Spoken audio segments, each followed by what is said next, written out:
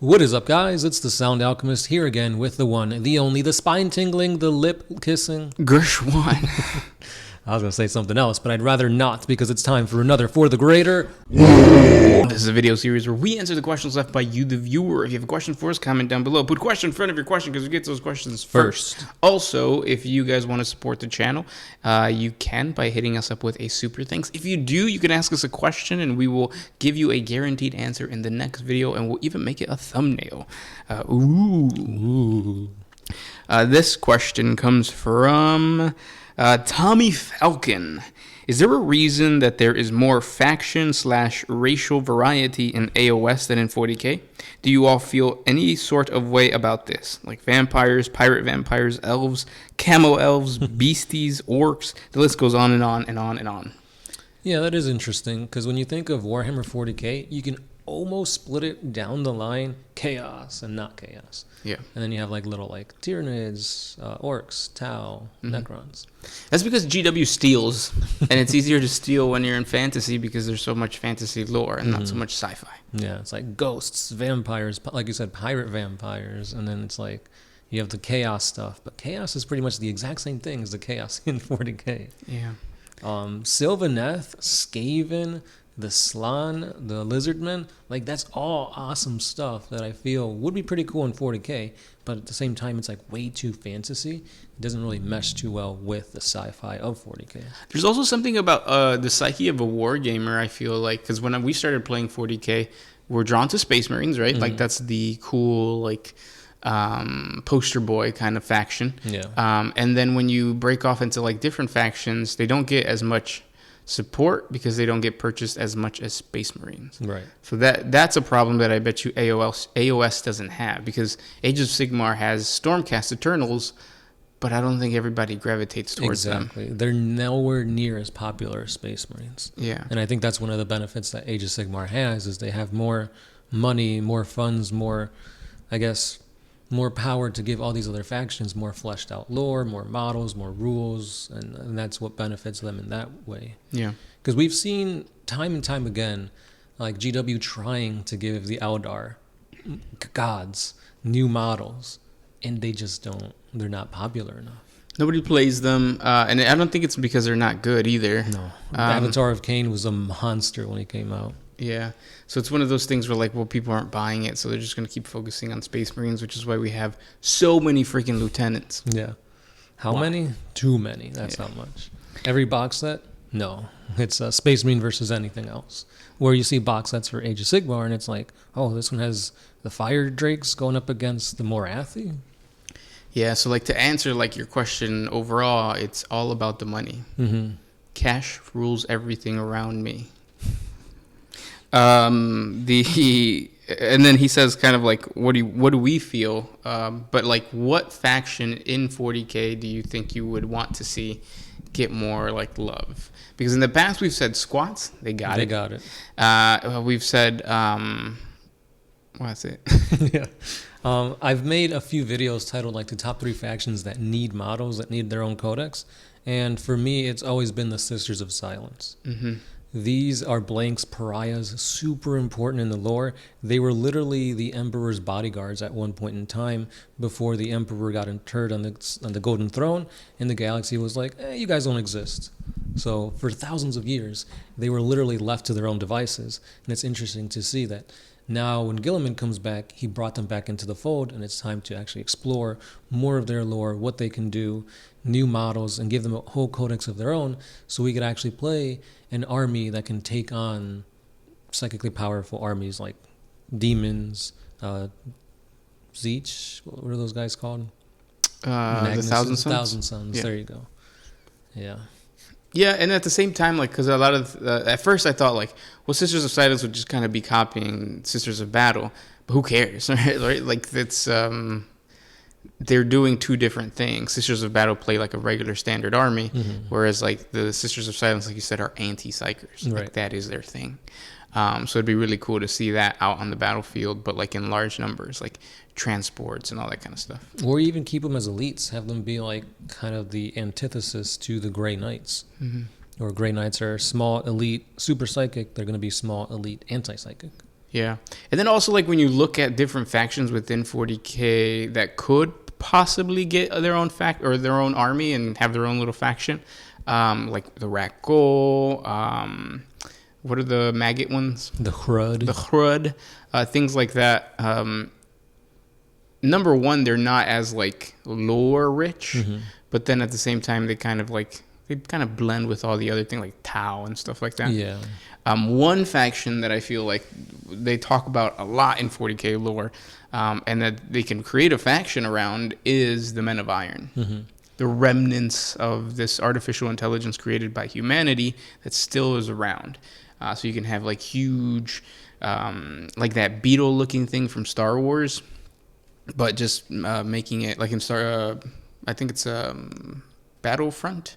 Oh, You know, like the old, like, cartoon, Yeah. like those, like, beetle, like, things. That'd be really cool if that was a heavy support for a Men of Iron type of faction. yeah, I can see that. Yeah. So things like that can be done for 40K, and it could include their thing. But I don't know if GW will do it. Right. And it's people are always saying, well, this army's going to play too close to this army. This army's going to play too close to that army. I mean, half of the armies play almost identical to one another. Yeah. Look at the Space Marines. How many different chapters of them are there? And they play pretty much the exact same as any other one. So who's to say I want an army that's going to play just like the Eldar, but they just physically look vastly different? Yeah. You can have fun with a different sculpt than like the Eldar Elvish stuff, but still play a psychically powerful army. Right.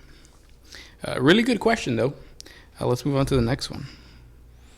You got one? Yeah, I got one by Michael Sullivan, longtime watcher, first time asking questions. He's got a two-parter. Is my understanding of the lore right, that the lore is very broken and pieced together over time? That is why nothing is ever 100% correct and things are always liable to be retconned? And two, if Kane was somehow remade, are all the shards needed to be collected and put back whole, or is there another way to defeat Slaanesh, or is there no one as strong as Slaanesh? So two questions. I thought it was a two-parter question, but they're two different questions. Yeah. The first part, well, I guess the second part, because that's one that's the first in my mind, is like, no. The shards of Cain get manifested, and it's just like a portion of that god. Right.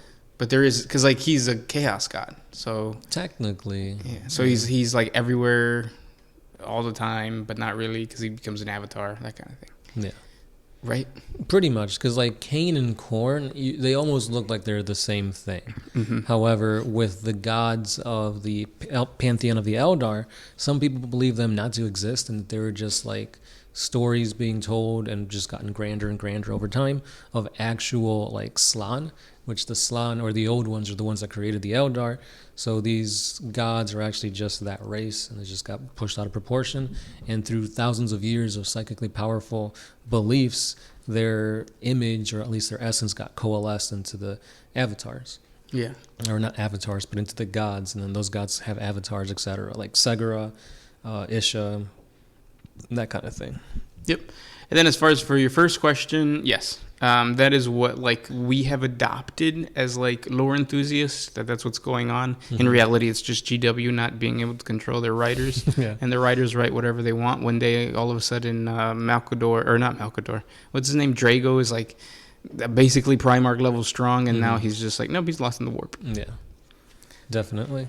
Throughout time, things tend to evolve, too, where it's like, well, this character used to be a perpetual, and now he's not.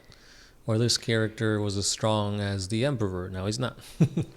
So it's a lot of like too many hands in the cookie jar type thing, but at the same time, every so often, like the lore gets like almost rewritten in different codices. Like if you look at the first like couple editions of like the Space Marine Codex, and you look at the newest stuff, a lot of stuff gets like thrown out. And it's There's firstborn chapters that don't even exist. Yeah, they never existed, or this one was actually this in disguise, and you never know, because you're looking at the lore of 40K through the eyes of the Imperium, and the Imperium is heavily divided, heavily xenophobic, heavily anti-this, anti-that, so obviously they're going to publish and recite things in the way that benefits whatever High Lord is in charge or planetary governor, so that's why we don't get the full picture most of the time.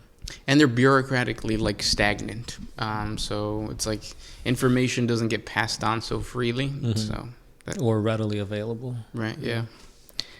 Which makes 40K so special. It does, yeah. We're in like Star Wars. Oh no, the Empire's attacking our rebel ship. We need help. 2 minutes later, right there. Or 10 seconds later, they're right there. Yeah. You do this in 40K. 6 years later, they get a distress signal. Yeah. But yeah, good question. The next one comes from the big one. He asks, the more I work out my biceps at the gym, the more bicurious I become. Is there a correlation? 100%. If you work out biceps every day, probably by the end of the year, you're going to at least suck one. Right. We'll leave it at that. Next question. This one is by Angel Reyes. Is there any way to remove the butcher's nails? No. Hammer. Yeah. You hammer them all the way in. No, you pull it out. Oh, yeah, the back part of the hammer. The back part. No, they're in there for life. The only way out is the body bag. Yep. It's like a gang. Yeah. Sanguinius pulled out Angrons by force, and like blood and pus and everything happened. Ooh, pus. Sucio. Brain ooze. Next question. This next question is by Ondra Stanis. What would the Slith look like in their own faction? Like having their own empire, but never joining the Dark Eldar, etc. I think they would look a lot like the lizard men of Age of Sigmar. Age of Sigmar, yeah. Basically, they were all about trying to achieve perfection. They were, unfortunately, or fortunately, a Slaaneshi devoted species. They had like 4 arms. They could spit acid. They had like reptilian skin, tails, that kind of stuff. And that's actually where Fulgrim got his Laren blade from. And he actually was like not like repulsed by the Xenos race. He was like, we should indulge and take away from their attempts at perfection. Yeah, which is scary, but that's what the Emperor's Children were all about. Yeah, trying to be the best. And those are the questions for today. If you guys have more questions for us, please comment down below. Thank you guys so much for hanging out with us, and we'll talk tomorrow. That's right. It's the Sound Alchemist here with Kirsch1. And we are out.